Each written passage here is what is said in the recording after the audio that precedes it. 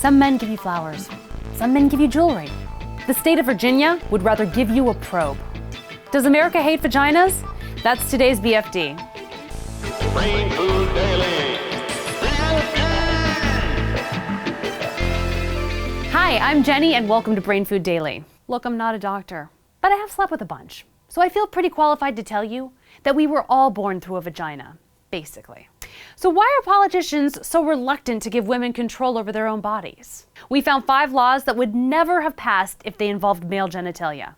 Let's get into it. Number 5. Number 5 comes from Texas, where the cattle roam free. And the women? Well, not so much. Texas has a 3 strikes you're out policy when it comes to prostitution, meaning prisons are filled with women who pose no real threat to society. Actually, they're just being helpful and are often victims themselves of abuse and addiction. Number 4. Speaking of dangerous criminals, what about single moms? They live alone, they work 24/7, spend most of their money on diapers and food. Some might call that courageous. The Wisconsin Senate calls it abusive. The cheeseheads tried to pass a law that said single mothers were a contributing factor to child abuse, more like mom abuse. Do you know how hard it is for one woman to fill the requests of 8 different children? Thankfully, this bill didn't pass, but crazily enough, this next one did. Number 3. Arizona Governor Jan Brewer. You remember her, recently declared that pregnancy occurs 2 weeks before conception. Is she a scientist? A wizard? No. She just legally changed the definition of pregnancy. I guess I've been pregnant a lot more times than I thought.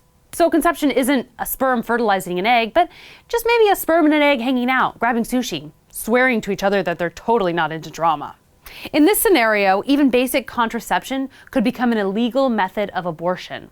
If you think that's scary, which you should, wait for number 2, the vaginal probe. Number 2. In February, Virginia became the 8th state to require women to get ultrasounds to dissuade them from getting abortions. But the most disturbing aspect of the mandate is the vaginal probe. You lie on an exam chair while a doctor pushes your knees up, straps your feet into stirrups, and pulls out a sterilized probe the size of a carrot. One of those big organic carrots. No matter how much you protest, he is legally obligated to stick it up your vagina. Hold on, what is the definition of rape again?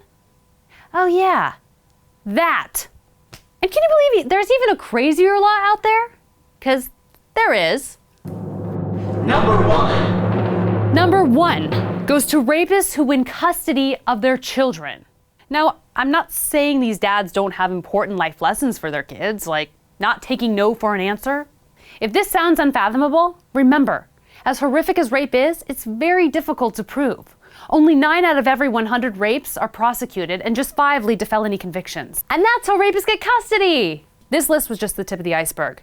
In the past few years, there have been hundreds of bills introduced to restrict women's abilities to control their bodies. You can change this, but only if you vote. Visit the Elections Action page below and register to rock the vote. Remember, every politician should stand up for women's reproductive rights. And if they don't, they're just pussies. For BFD, I'm Jenny Mollen. See you soon. Click subscribe and I'll wash your car. Wait, what?